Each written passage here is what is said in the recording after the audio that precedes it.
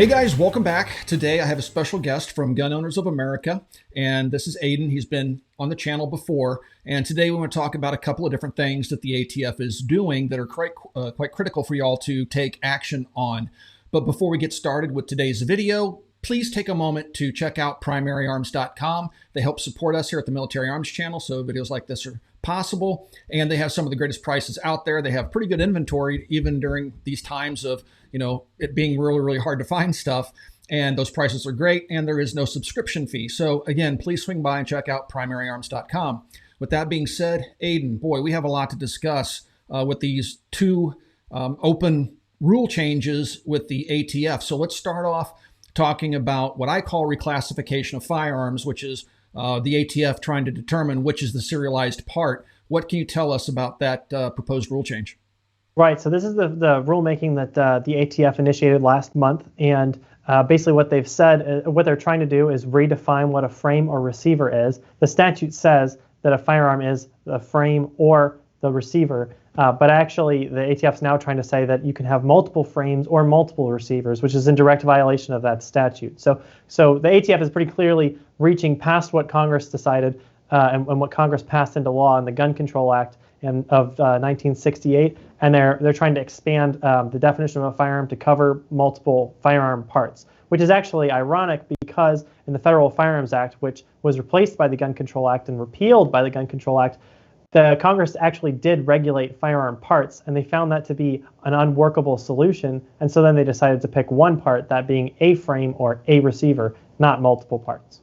I was speaking with Rob, which is the attorney that represented us in the bumpfire stock case, and he said, and correct me if I'm wrong, but he said that under this new rule proposal that you could have as many as 12 different firearms in a single firearm, depending on where serial numbers appear. So if you have, say, a European type firearm where the Europeans just love to serialize everything, you could wind up having as many as 12 different firearms all in one firearm, and that's going to confuse things considerably if true, especially for firearms dealers. I mean, anytime they take a gun in on trade, they take a gun in for repairs, or when they sell a firearm on the 4473 form, are they going to have to list multiple different firearms for just a single firearm? What are your thoughts on that? That's absolutely right. If you take this rule seriously and you really look at what components of an AR-15 now qualify as a frame or a receiver under this new rule, then an AR-15 could have upwards of 12 different parts that could be regulated as a firearm, which does mean that if you're doing a background check to buy an AR-15, you're buying 12 different legal firearms assembled into one legal firearm, which I guess makes sense if you're an ATF bureaucrat that wants to seize guns and infringe on your rights. So it's a pretty crazy thing. You can read more about it. GOA just published our framer receiver comments. So it's 48 pages of legalese and response from GOA to what the ATF's doing, why it's wrong, why it's not statutory, why it's unconstitutional, why it's a gross overreach of power. And then once we go through this comment period, GOA members, everyone watching should go back and submit their comments to this, alongside GOA. We're going to be helping some members of Congress submit, no compromise comments as well. And then after the Administrative Procedure Act plays out and the ATF has blown off all of our very well thought out comments, we're going to sue them in court. And there's probably going to have to be multiple lawsuits to take care of this because there's so many things wrong with this framer receiver redefinition. But GOA is planning to do that, so stay tuned. And if you want to join GOA, you can help us actually make that possible. So I urge everybody to do that. And another thing that I think is really important for folks. Now, the comment period for this proposed rule change is currently open, and so you need to go make comments. Now, they're going to ask for some personal information when you make the comment digitally, but please make those comments. You're by putting your name to that. It's a minor thing as compared to what our founding fathers did when they signed that Declaration of Independence, which was almost a certain death sentence from the King of England. If they could do that, we in the gun community should be able to sign our names to a petition and share our thoughts with the ATF as to why this is ridiculous and is not something that should go forward. And if it should go forward, I mean, we have Merrick Garland now as the ATF, leading the Department of Justice. they're going to probably move forward with this either way. But those comments, as you've pointed out to me in the past, Aiden, is that those comments are going to be helpful when it comes time to sue them in court. So it's critical you make comments on both of these proposed rule changes that we're going to discuss in today's video. I didn't want to step on your toes there, but I wanted to get that out before I forgot.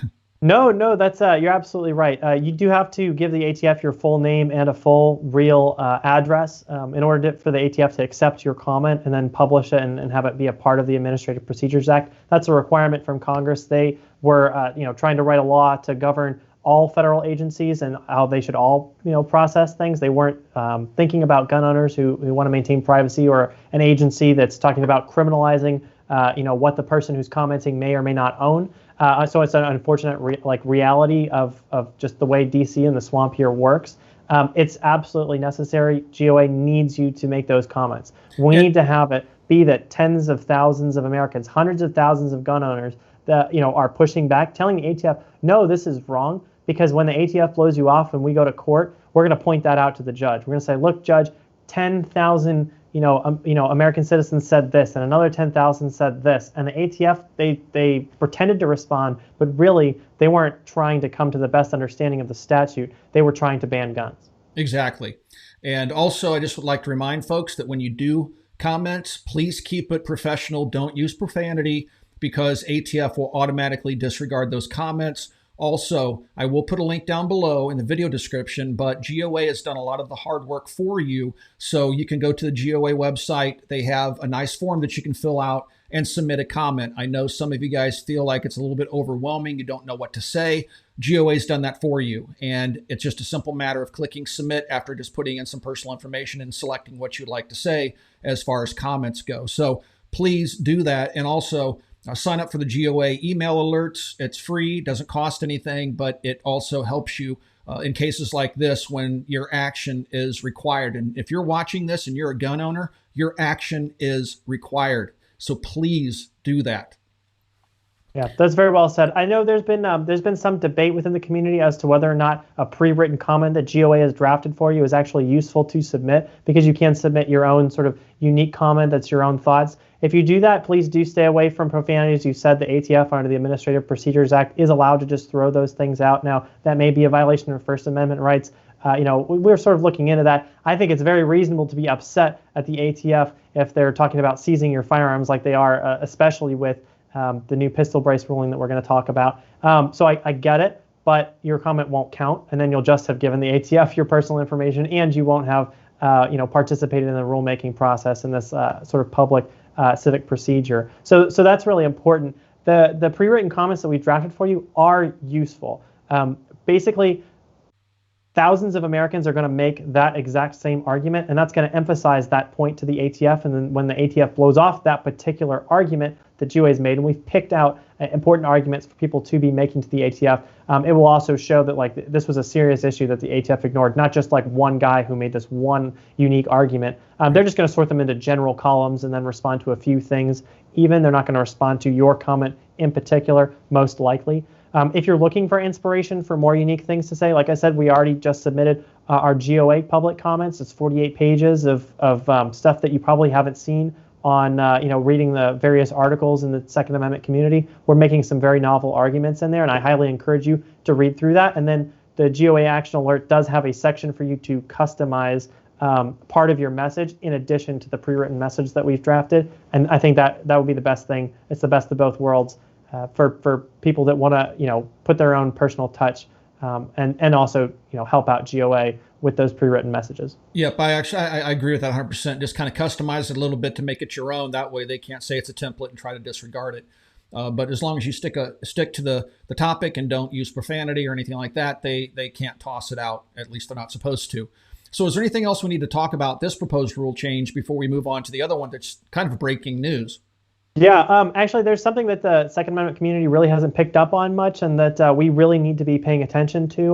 What Biden's talking about is, so-called ghost guns and expanding the definition of what a firearm is. But buried in this rule is the prerequisite for a national gun registry. Even though there are two parts of federal law that say that you can't create a registry of gun owners or a registry of firearms, Currently, FFLs are required to keep Form 4473s for 10 years. And under current law and current statute and the current Code of Federal Regulations, FFLs are permitted to destroy these records after 10 years, and good FFLs do that.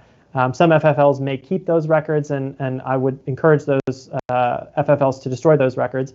However, if you go out of business as an FFL, you have to submit those last 10 years of Form 4473s to the ATF, and they send it to their Martinsburg, West Virginia office to the Out of Business Records Center. And that record center is so busy and overworked and full of so much paperwork that actually in the last year, their floor just collapsed from the weight of all the paperwork. And that's fine, because those records shouldn't exist. And I don't really feel bad for the ATF that happened, although no one was injured, and I think that's a good result.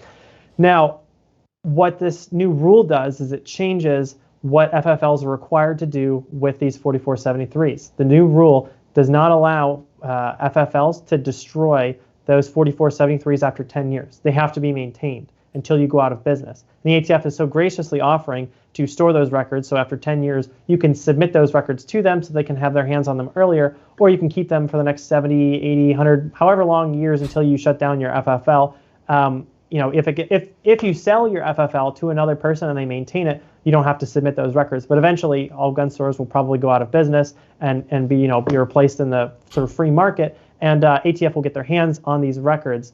From there, it's only, as everyone knows, it's only a matter of scanning those records into a digitized form. And we know they're scanning them, but they're not in a searchable form currently. Anyone can sort of understand that just by adding another line of code to a particular program that has digital, copies of records, you can make those copies searchable. And actually, the ATF in the last year, under the guise of complying with the Paperwork Reduction Act, revised the Form 4473, and you may have noticed that if you bought a gun recently. A lot of people have, and now your information is on the exact same page as the serial number, make, and model of your firearm. So they don't actually have to scan in all those pages. They can just go with the first page from now on. So we're in a bit of a difficult spot, and not a lot of people are talking about this, but it's very real. And I want to thank you for bringing that point up, because it totally slipped my mind. And that's actually one of the biggest things about this piece of proposed rule change. There's federal law on the books that makes it illegal for the federal government to keep a gun registry. That means they're not supposed to, under federal law, know who you are and what firearms you specifically own. Every 4473 form has all of your contact information, all of your birth information, social security number, if you opt to put that in there, things like that. And then it's tied to a specific firearm. If you give that information to the government, now the government's keeping an illegal registry of gun owners. And as we all know, that's going to lead to confiscation at some point down the road. That's not conspiracy theory. That's a fact. And that history bears that out. So this is absolutely critical that we do not give the ATF this incredible power to keep track of gun owners, because it's in my opinion, unconstitutional, and it's absolutely against federal law. Yeah, so, and keep in mind that Congress did not pass any new laws to do this. Congress did not say now you have to keep, hold on to these records. Now you can't destroy these records. Like, the statute allows for these records to be destroyed, and the ATF is just saying, nope, you have to keep them. Yep. Just as a whim. And if you don't follow their rules, then I'm sure there's penalties that will be assigned to that. If you're an active FFL, they can yank your license, take you out of business, or perhaps they could penalize you. I haven't read the code, but probably penalize you for destroying those records should you go out of business. So either way, it's something that is absolutely critical that we stop, because we all are against registration. I'm certainly, very much against registration. So is there anything else that we need to cover off on that important piece, or should we move on? I think we've covered the most important things. If you're still interested, like I said, we've got 48 pages of gun talk for you as to what the ATF's doing wrong here. I find it very fascinating, and I imagine most of your viewers will too. So please, to the viewers, I would really encourage you to go ahead and read that document. I would too. So, all right, with that one out of the way, we're back to braces. We stopped it once before. Now we have a brand new administration. As we've all heard before, elections have consequences. And now we have Joe Biden in office, who has appointed Merrick Garland to the DOJ. And now, once again, they're taking action against braces. That news broke a couple of days ago. It's a 71-page document. Even the previous the previous rule change we're talking about was 100 and some pages, if I'm not mistaken, but this brace one is 71 pages in length. And I know that Rob, the GOA attorney, I've been on the phone with him and people in the industry. That's quite a bit to digest. And now that GOA has had a chance to digest that and take some of the speculation out of the picture, let's talk about some of what's in this proposed rule change with regards to braces. Aiden, can you kind of give us the elevator pitch as to what this is all about? This is a gun ban. That's the short of it. I mean, this is not some rule change whereby the ATF is trying to help people understand out of their benevolence, like what's an SBR and what is a pistol and what's acceptable and what's not. This is absolutely, undoubtedly crafted by the ATF with the intent of banning most, if not all, of the pistol brace firearms that people own, the pistol brace firearms that are on the market currently. This rule, it pulls all previous approval letters that the ATF has given out on pistol braces, except for those who have submitted a pistol brace attached to a particular firearm, in which case that firearm in that exact configuration, you can't put any sights on it, nothing, that would be technically approved. So after this, there may be like a handful of pistol braces that are fine, but ATF estimates there's 3 million to 7 million pistol braced firearms or pistol braces out there. But SB Tactical alone, I think, as you've said in the past, is sold more than 10 million. And a Congressional Research Service report from earlier this year estimated that there were between 10 and 40 million of these braces out there. And I'm not even sure if that's the right number. So, it's going to be really, really high. I mean, I know there's at least 11 different companies producing them. I know every major firearms manufacturer out there has sold a pistol with a brace on it of some sort. And this has been going on for 8 years. ATF has previously said for many of these braces that they're okay. And now they're changing their mind and going in and assigning criminal penalties. Now, this is something that we kind of fleshed out with our court case in the Sixth Circuit with regards to bump stocks. And in that ruling in our favor, GOA's favor on that bump stock case, it said that ATF could not go back, change its mind on such things, assign stiff criminal penalties because that's not fair to the American citizen. They can't claim Chevron deference in that instance. You can't say, oh, well, we changed our mind. Now we're going to put you in prison for 10 years. With this particular move that they're proposing, they're doing it once again. They're going to tell you, you either have the option of surrendering your firearm, destroying or destroying the brace, or registering the gun on the NFA and paying the $200 tax. Now, when we fought this back, I think in last December, they were going to waive that tax. Now, if you take a look at the end of the document, they say, well, it's not really all that practical to waive that tax because, there's certain, things that complicate this. So we're going to make everybody pay a tax on these previously legal firearms. And so, I mean, where do we stand with this? This is probably one of the worst rule changes I've seen in some time, given the scope of it. They're using this 3-tier point system, and based upon my conversations with my GOA lawyer and Rob, there's pretty much 99.9% of the firearm braces out there that were sold as braces don't pass the tier 1 test. They never make it to 2 and 3.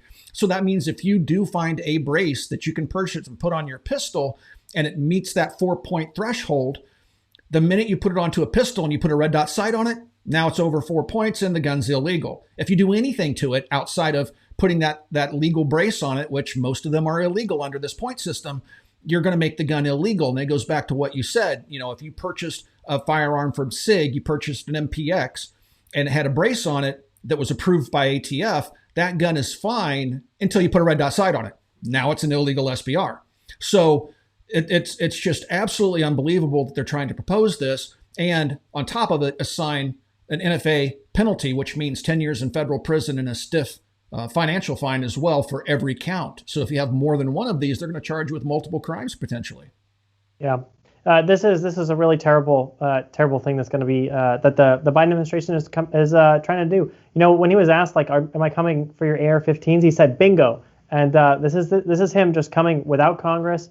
By executive fiat, he's coming for people's AR-15s, and let's just talk really quickly about what the manner in which they're doing this. They're initiating an arbitrary test, and you've sort of alluded to the point system. Basically, there's 3 sections: prerequisites, section 1, and section 2. And if you score more than 4 points in any of these sections, then you qualify as an SBR, or so they say. But then they also say later on in the document that even if you score less than 4 points in a section, you may have intended it to be an SBR, so they'll still regulate it as an SBR. So here's a new point system. Here's something that you can check a box to see if your gun's an SBR. Most guns fail that, but also, even if you do pass the test, we still might call it an SBR. So you're basically screwed either way. But let's get into the test really quickly. Basically, in section, the prerequisite section, the ATF says that your gun has to be between 12 and 26 inches in order for it to be considered as a pistol-braced AR-15. So that's them trying to rule out like a micro Roni being attached to like a Glock or a SIG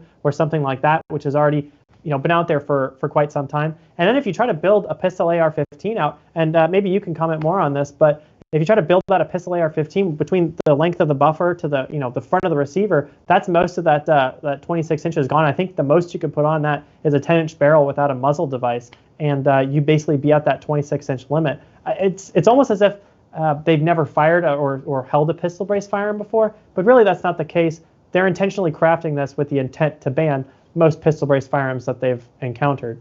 So that's one half of the prerequisites. The other half of the prerequisites is that the firearm has to weigh 64 ounces at least, or they won't consider it that. So that's also a way to get rid of those kinds of handguns that people carry that they want to put a pistol brace on. Section 2 talks about, Section 1 is the next section, and that deals with like what are the aspects of a pistol brace. How much plastic is on this part? How much does it wrap around your arm? Does it have a Velcro strap or not? And honestly, a lot of the pistol braces out there on the market fail at this part of the test too. They gain way too many points and they'd hit 4 and become illegal. The ATF was only able to find, they give a list of a few firearms that they could, that passed this test, and they were only able to find one firearm that actually met this test. And I think it was using an SB mini brace. It was the SB mini brace, yep. Yeah. And then which is identical to SBA3, by the way. It just doesn't have the adjustable length. That's the only difference. It has the exact same surface area on the rear end of it. It still uses the same, the little openings on all that stuff. It's identical to the SBA3. It just doesn't have that adjustable length of pull capability. And so they've said, okay, this one's legal, but everything else pretty much is illegal that's already out there on the market. So, I mean, it's just absolutely atrocious. And again, they're going back and saying, here, we've approved this accessory multiple times for different companies, but now we're going to pull all that back. And now that gun that you purchased and spent your hard-earned money on is something, if you don't register it on the NFA and pay that $200 tax because they're not waiving the tax under this proposed rule change, you're now a felon. We're talking about people that may not keep up with the forums, may not keep up with what's going on YouTube and Instagram. There's going to be millions of gun owners out there that aren't aware of this. They're going to get trapped by this. And all it's going to take is them showing up to a public range. There's a law enforcement officer there that sees them shooting this gun. An arrest is made. They ask the ATF if this is a gun that's legal or not. ATF, of course, is going to say no. And now they face a 10-year prison sentence.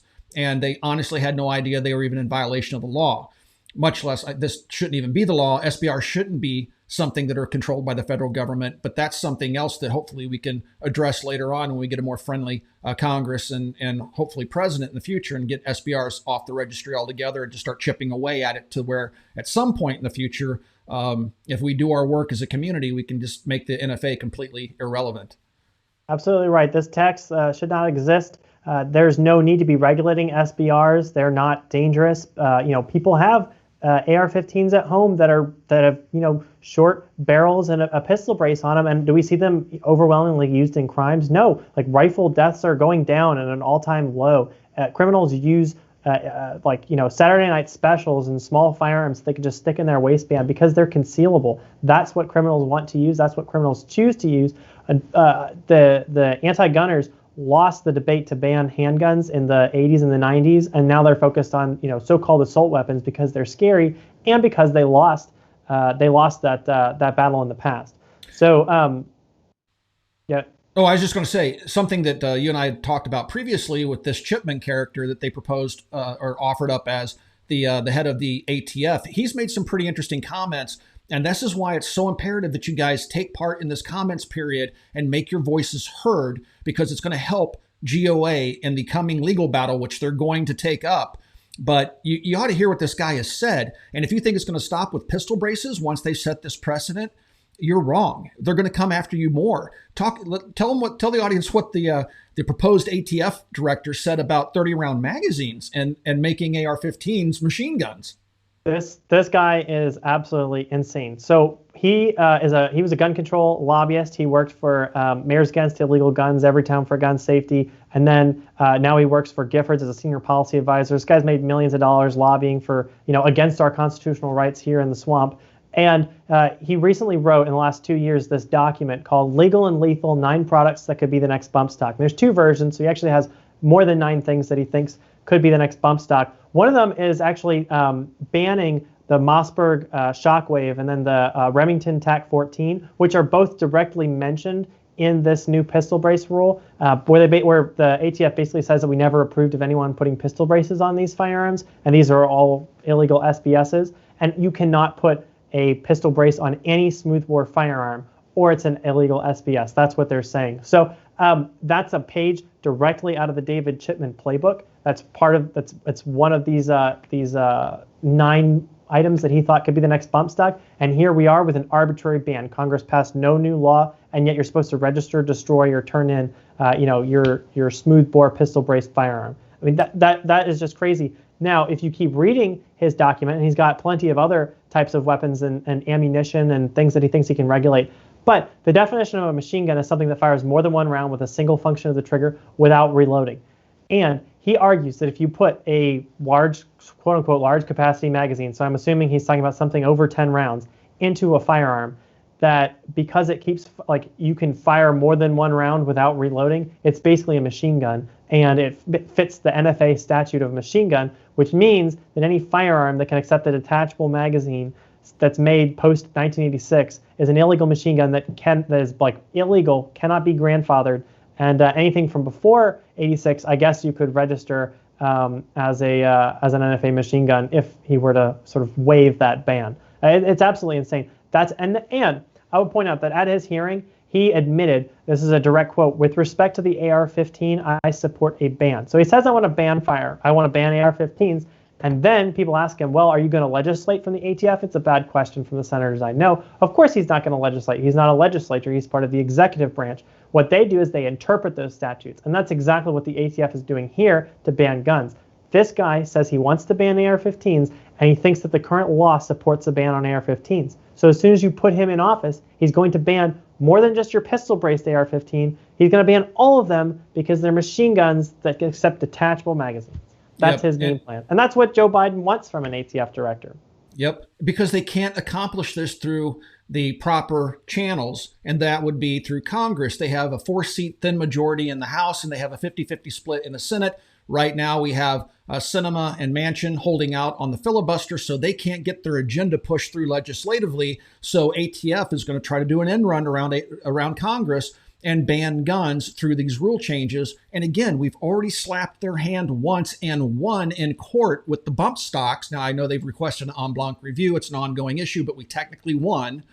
Hopefully that ruling stands. And if it does, bump stocks are no longer illegal. But it also slaps the ATF's hand for constantly going out, taking previously legal firearms, deciding, decades later that, now we think that they're actually machine guns, doing so with executive fiat, and then assigning stiff criminal penalties to people. There's millions and millions and millions of AR-15s and other types of self-loading rifles out there, more than there are American citizens. And they're going to make those all illegal overnight if this guy gets his way.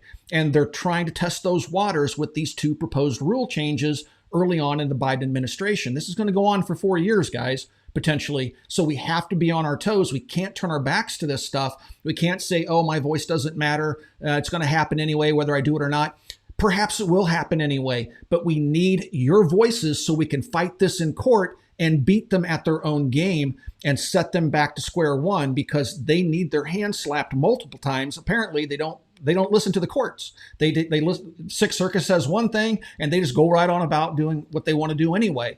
And so we have to fight them at every level, because freedom isn't free, folks. You can't just assume that your rights are going to be there all the time. You're going to have to constantly fight this battle. And I know it's tiring. I know it gets old, but we have to continue the fight. And we can do that as a community if we can put our differences aside and all come together and just simply bombard these folks with comments, because they have to read each and every comment before they can close this whole thing and turn it into what they want to call a law.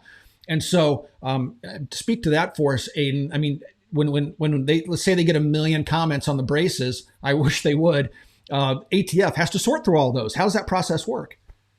Yeah, so we have to go. The ATF has to go through the Administrative Procedures Act, which is a congressional bill that outlines what they have to do. So first, they have to propose a rule. Then they have to take a comment period. This comment period for the both of these ATF rule changes are going to take 90 days. So there's about 70 days left on the frame or receiver and gun registry rule change, and then this pistol brace rule change will start will start a 90-day timer from when the ATF publishes that in the Federal Register. Right now, it looks like that comment period is going to open up on June 10th. That it should be published in the Federal Register. That's what we're seeing right now. And so 90 days from June 10th, you will be unable to comment on this and unable to participate in that public proceeding. After those windows close, the ATF will have to spend as many months as it takes to go through all those comments and organize them and then respond to those kinds of arguments that are made. Obviously, they're going to blow them off, but the more comments, the longer the ATF takes. And then after that, it could take 3 months. If no one submits comments, it could take a few weeks. If a bunch of people submit comments, it could take 6 months. And then the ATF will move on towards publishing a final rule, and then the final rule won't go into effect until a certain date after that. So there's plenty of time left. GOA will be sending out an action alert to our members. So if you go to gunownersaction.com/sign-up, you can sign up for our email action alerts, and we will send you our tool for submitting a no compromise comment, with our no compromise arguments, and then a little space again for you to insert something to customize that, and then you'll be able to participate in that comment. And then at some point down the line, this legal research that we're going to have to do to come up with all the legal arguments as to why the 71-page legal document is wrong, that's going to take us at least a few weeks to come up with, so that it's bulletproof, so to speak. And then we'll publish that for you guys to see as well. And then if you you can always amend your comments or submit another comment then, or help your friends and family submit comments at that point in time, and using some of our arguments as well. So stay tuned for that process. It's going to take some time. Even though the comment period might not be open when you're watching this, don't rely on the fake news media to tell you oh, don't forget the comment period's about to close, right? Stay alert.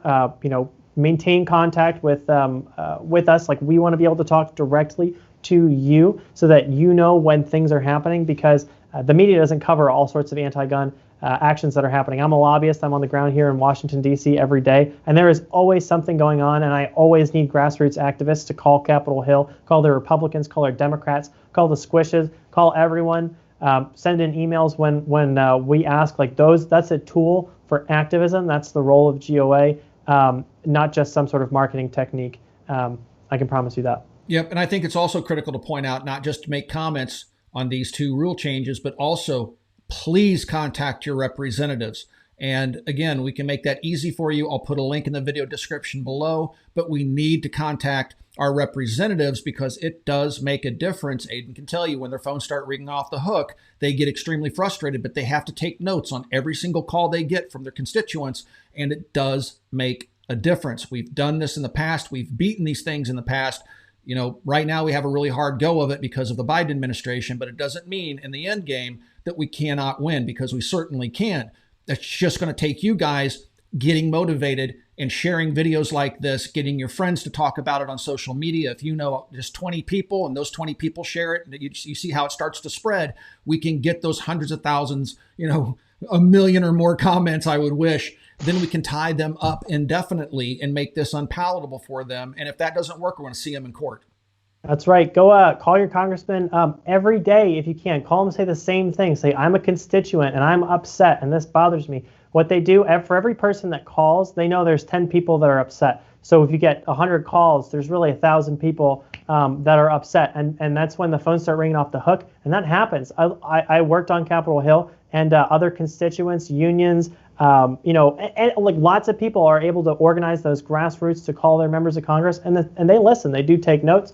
Mostly, they won't necessarily listen to you if you're not one of their constituents. So, if you live in Texas, call your Texas representatives. Don't be, calling Chuck Schumer or something like that. But, call your elected representatives and tell them that's who you are, and they have to at least listen to you somewhat. If you want to, if you don't want to pick up the phone and you want to just, do your little keyboard warrior fighting, go onto your politicians, pages and comment on every post that they make, or, make some memes and throw them in their chats when they do live streams or whatever. Like, go out there and make sure they hear you. And if you want to act in person, go sign up on their website for their alerts, find out when they have town halls, and then go ask them questions and film their response and watch them just blow you off if they're a Democrat, and then post it online. Like, we need to be letting these people know that we are out there, that we care about our rights, and then showing them and showing the rest of the world that these people don't care about our constitutional rights, or thanking the guys for being awesome who are fighting back. It is a swamp here, but there are, if you look at the GOA endorsed candidates, we do not just endorse any old person. These are awesome people that are fighting for your rights. And they're here. We all disarm ourselves to go inside the Capitol and fight for the Second Amendment. It's a sacrifice you have to make, but I think it's worth it. And I've seen real results. That's awesome, man. All right. So I greatly appreciate your time today, Aiden. I know that you're a very, very busy man being a lobbyist and always on the Hill. You're in DC all the time fighting the good fight. Is there anything else that we need to touch upon before we kind of wind things up? I think we're good. I hope that everyone that watches this video makes a comment, and we'll get thousands and thousands of comments, and on both. Hundreds. Don't just do one. Thousands. Yeah, hundreds of thousands of comments, all guys. Right. It's on Let's you. See it, guys. All right. Thank you so much, Aiden, for joining us, guys. Thank you for tuning in. Please like, share, and subscribe this video. And that's going to help us get the word out. The information that we've shared with you comes directly from GOA and their legal team. So this is the best information that I'm aware of that's out there. And it's really critical that it gets shared so people understand the true gravity of the situation that we currently face. Thank you guys for 13 years of support, and we'll talk to you guys soon.